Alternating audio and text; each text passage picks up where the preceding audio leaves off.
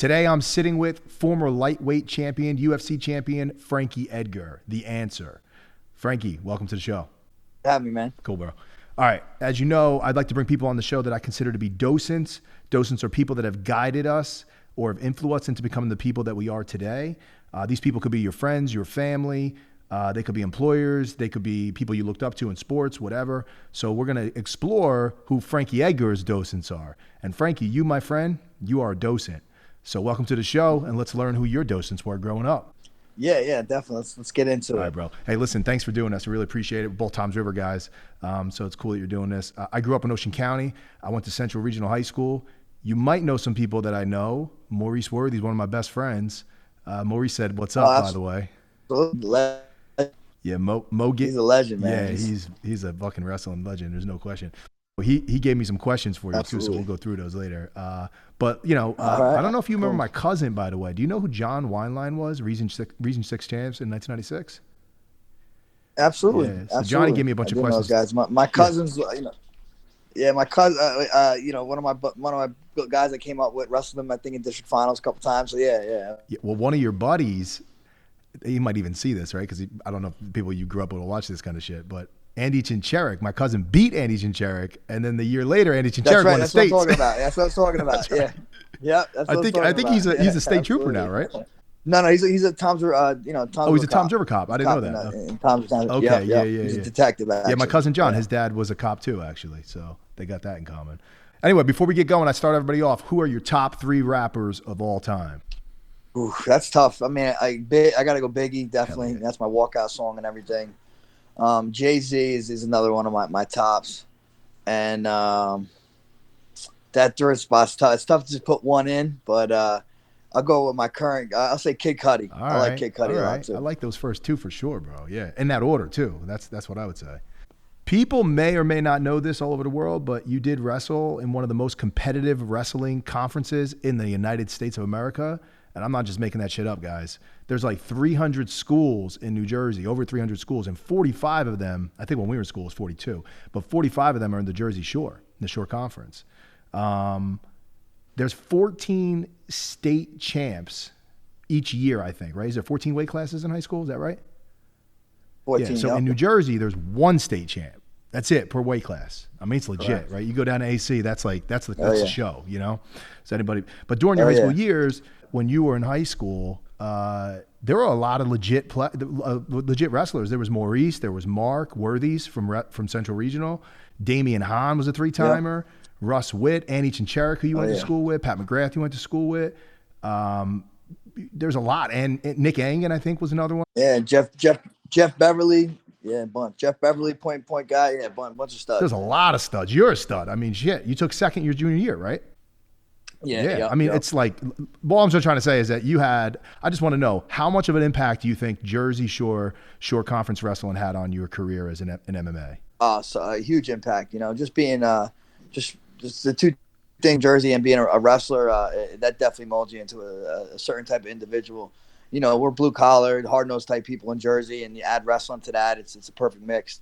And the fact that, we're the most densely populated state in the country. So, competition, you don't have to go far for competition. You don't have to go far to find someone that's going to give you some work. So we definitely you get melded in the fire here. And that's what people don't realize about the Shore Conference. It's like, it is the most densely populated state per square mile.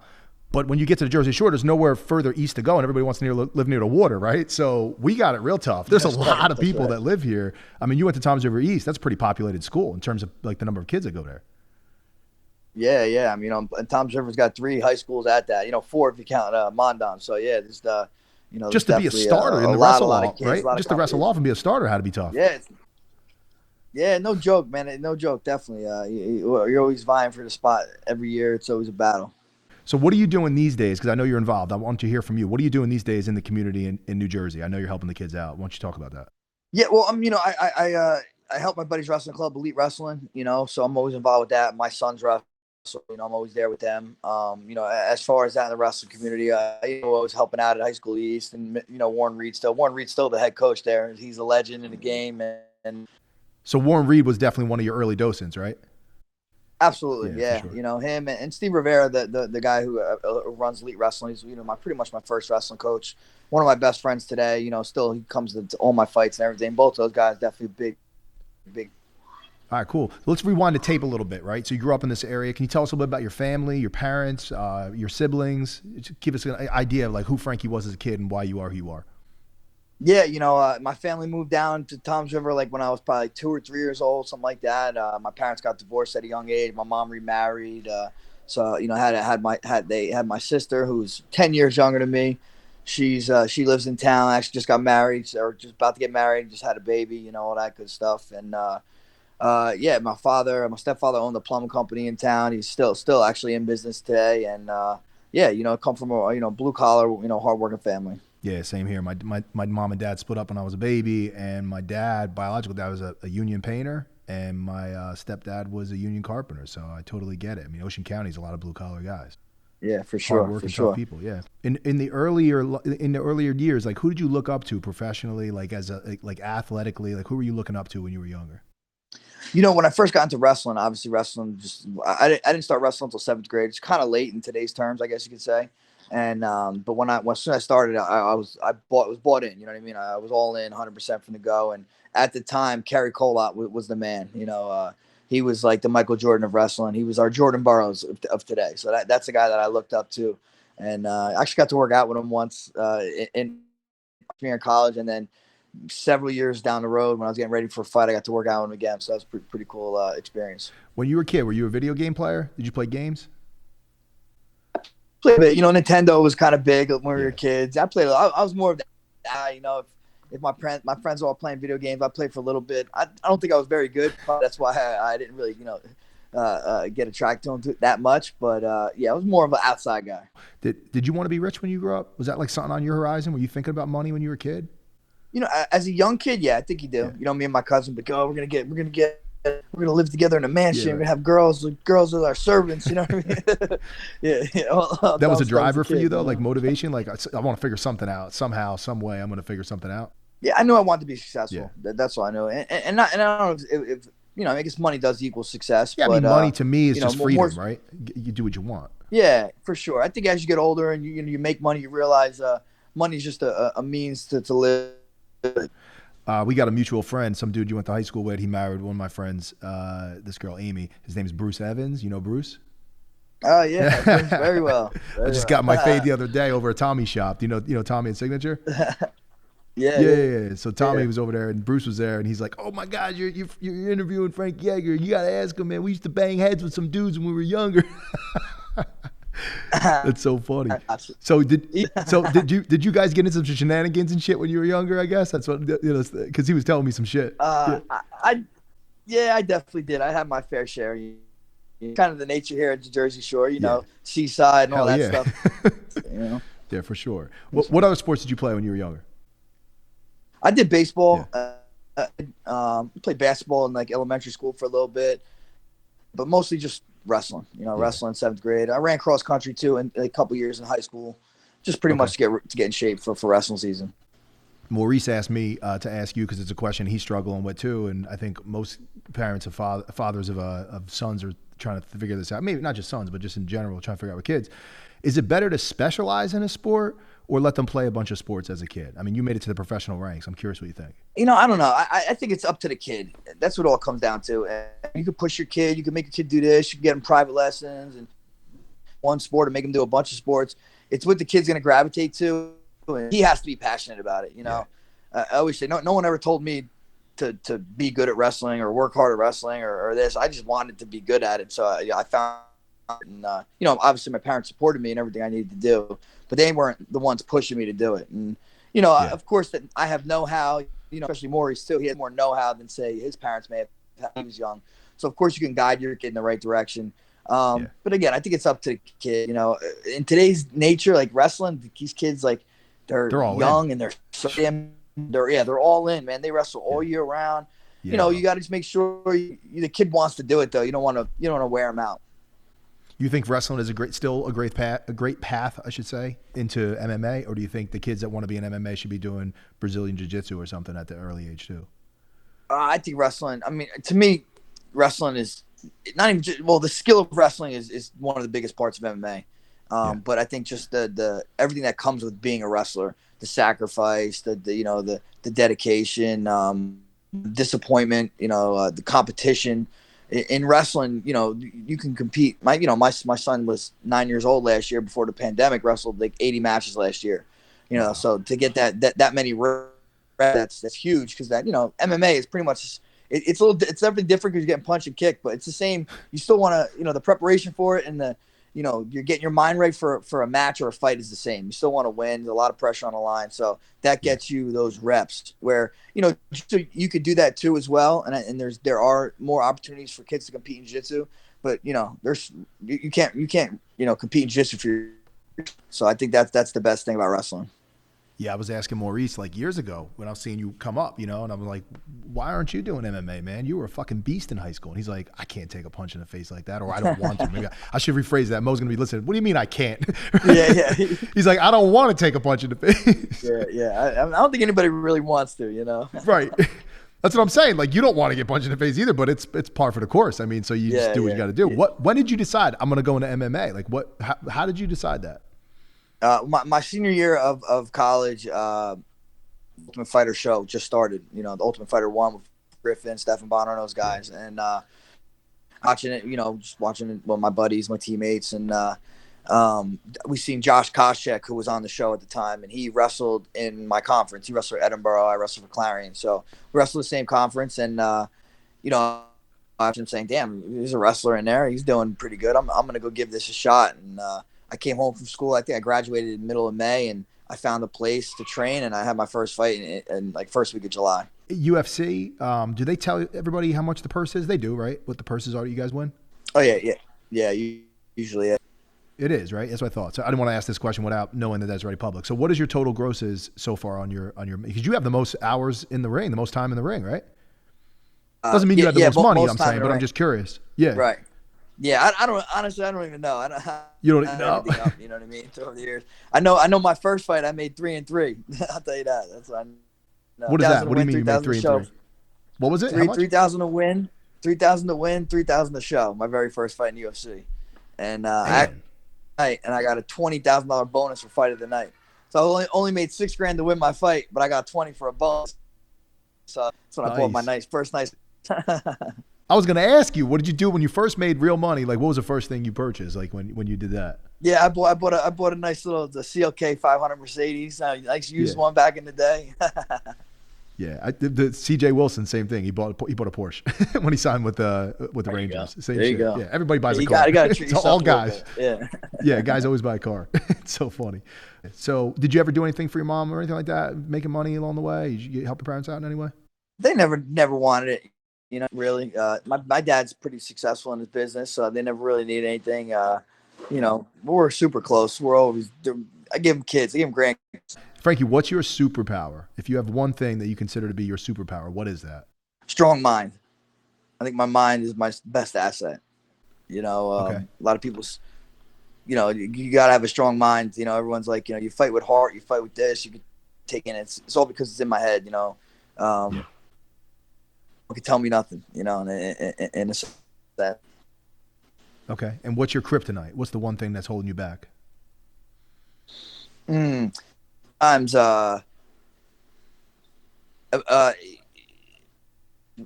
impatience. Yeah. Impatience. Okay. Being impatient, I think. Yeah. Okay. And if you had to measure your pride, your humility, and your ego, let's say you had a balancing scale, right? Like, where would you put your pride as a percentage versus your ego? Like, does ever get in a problem where you're like, sometimes you make bad decisions because it's too much ego, too much pride involved in that? I think for sure. I think everyone does. Yeah. I think, I'm definitely a humble type of dude. I don't really brag. I'm not very brag. Never, totally. Pat myself on the back or anything like that. But, I do have a very high, and that's I think what motivates you. That's what tells me. When people say you can't do nothing, my pride is telling me I can. But, your ego, I think, is what can get in the way, because you're in a way of, ego and pride, I think, are different. Pride is something you need to have because that's where you hold yourself accountable and you set high goals pride, your ego can get you in the way of maybe accomplishing those things at times. How are you going to satisfy your competitive juices when you're done doing what you do? I think a lot of people that are highly successful struggle with this. Yeah, I'll find something. I'm going to stay involved in this sport, forever, and in wrestling as well. Whether it be in a coaching aspect, owning a gym, or even help managing guys, that I do feel like I'll stand. And that will, as long as I'm close to the sport, I think that'll keep everything at a where it needs to be. Which fighter have you competed against that you have the most respect for? I think I have respect for all of them. I'll be honest. I have respect for all of them. When you're in a cage with someone, I never had really bad beef with anybody or any afterwards or beforehand for the most part. But I think Max Holloway, I respect him a lot. The way he carries himself. I think he's just a great ambassador to our sport. What's it like negotiating with the UFC when you're trying to get a fight? I mean, because it's like a monopoly, right? So, like, how is it doing that? Yeah, I mean, it's I have a manager that he does it mostly. I have sat down and some negotiations for contracts. With Enzo back in the day with my manager. For the most part, I have a pretty good relationship with Dana. He's a good, he gets a lot of flack from a lot of the media and whatnot. But if you take Dana for what he is, he's a good guy. It's his job is to kind of balance the budget over. Sure, people don't get too much because obviously they're trying to make their nut too. And but him for what he is, he's a good guy. And he's really brought our sport to UFC is bigger than boxing now, and that's mostly because of Dana White. That's for sure. Yeah, he's a showman. There's no question. Who's the one fighter that you want to fight before your career ends? I would never. I guess Dominic. A lot of people have been talking about me and him. He's a legend. He's been at it for a while. Can you repeat that? You broke up for me. I don't know if we heard that on the Dominic Cruz. A lot of people have been saying we should fight. He was the champion at 35 when I was at 55. And, he's a legend. He's probably maybe the top 35er in the history of the promotion right now. And, I think that could be a good little legend matchup. Fighting is a high stress situation. You kind of alluded to this earlier. So how do you cope with that kind of stress? Competing in front of like millions of people on TV, like how do you prepare for that mentally? And even like if you're in the middle of a fight and you're getting knocked around a little bit and you're in like the second round and you're just like, fuck, man, what the fuck? How do you get over that? Dig in deep. Like what do you do mentally to do that and prepare or during the fight? In your training, when I spar and train, I'm listening to my coaches and, I'm not getting emotional. I'm just kind of thinking about the task at hand. And I think that, when the situation arises in a fight that maybe things aren't going your way, you just go back to what you did in training. And that's just listen to your coaches, don't remain emotional, and, try to make adjustments on the fly. And that's the best way to approach it. You don't want to get too caught up in things aren't working. And then you start going down a downward spiral. So, anybody that's had success knows that it's not, bottom left, top right, like straight up, you know what I mean? It's a rocky road on the way up. You got losses. I had bankruptcies in companies and shit. A lot of people don't see that. They see this overnight success, but it's taking you 20 years to get there, right? So when you've had these losses, what is your method or mental approach to bounce back from a setback? It's like you have to, like, they say quarterbacks when they have they throw an interception, they need to kind of have amnesia and not worry about throwing an interception again, because then you're going to be second guessing yourself. And that's kind of what you need to do as a fighter. You have a loss, you got to kind of forget about it. You can't dwell on it. Then you just don't move on from it. And I think the best thing too also is get back in there and get a win. A win erases everything, always. So you got kids. You got 3 kids, right? 2 boys and a girl. Yep. Yeah. So I kind of struggle with this a little bit. You have notable success, and they're going to have a shadow that they have to live under, like Frankie Edgar's son, for crying out loud. That's a tough one. So, like, how are you thinking about that? How are you preparing to deal with that with your kids? Have you even thought about that yet, or? I give them their own identity. They know, they're who they are. Obviously, since I wrestle and they wrestle, there's always going to be that comparing and whatnot. But I always say, like, I tell my kids, I don't care. My one son plays baseball, one son wrestles. My daughter, she kind of does jiu-jitsu and some gymnastics. And I'm like, listen, I don't care if you win a wrestling match, you hit a baseball, you land a flip. I love you no matter what. That's the most important thing. And I'm always proud of my kids. They're my kids, I see pictures of them and I'm proud. So I think as long as they know that, then hopefully they won't feel those pressures. But sometimes those pressures can be motivating too. Yeah, that's true. That's for sure. Tito Ortiz, I read that he sometimes throws up before fights because of his nerves or his emotions. I had a buddy I played football with in high school, this guy Eric Fitzpatrick. He used to do the same shit before he would squat and shit, in the gym. Do you ever get anything like that? You get like nervous like that where you feel like you throw up or anything? Not throw. I definitely get nervous. I mean, I'm nervous like the morning of the fight. When I usually get into the arena, I'm pretty cool. You start warming up, and everything seems. You definitely have those. Just the nervousness. You don't want to lose. I mean, anything can happen. The fight's a fight, but never do I want to throw up or anything. I mean, is that a common thing, or is that just like some people? Like Tito's admittedly said that. Is that other No, guys do that? I've heard a couple people. Yeah, definitely. Yeah. I get like the nervous pee. I got to pee like fucking 10 times before I walk out. That's my thing. It's so funny. When I was a kid, I used to get the nervous shits for a football game or something. I'm like, oh shit, I got to run to the bathroom before we get out there. But that's like just the nerves are just running through you, right? Because you're so intense, right? I mean, it's just absolutely. You went, you just put a good 2-3 months in and go perform, and you want to make sure not only your family sacrifices, your coach's sacrifice. So you got a lot on the line that night. Yeah. Yeah, I mean, a lot of people are counting on you. Yeah, it's true. I mean, your whole team, like, they're going to win or lose too in many ways, right? And this matters for them, and I guess their careers too, which I never even think about, right? But yeah, I'm guessing like your team, like, are they gonna stick when you retire? Like, what are those guys going to do? What do they do? Well, they coach other guys as well. Yeah. They. But you're the guy. Yeah, well, we have Eddie Alvarez trains with us. He's coached by my guys. A bunch of the Russian guys. Beat Shapiro, mouthful, but Corey Anderson, Caitlin Chugagian, they're all trained by the same people. So, cool. if that coaches choose to stay in it, they'll have plenty of guys to coach. Do you have any rituals before the fight or on fight day? There's or leading up, like Rocky Balboa didn't want to have sex with Adrian. Like, is there anything like that you do? I mean, a week out, I sustain from that stuff. A week out, yeah. But only because I'm not around my wife that week anyway, because I'm at the fight. But I mean, the only thing I try to do, obviously it's been a little hindered with COVID because of the protocols and stuff. But I like to get in the octagon in the morning of the fight and do a little shakedown, shake through, kind of go through the game plan, get my heart rate up. And I pretty much been able to do that except these last 2 times because we're not allowed to go do all that stuff. But that's something I like to do usually. If the present day Frankie Edgar could mentor and coach the younger Frankie Edgar, and you were the docent to yourself going backwards, right? What's the one thing that you would give advice for or guidance, or what would you say to your younger self to help you?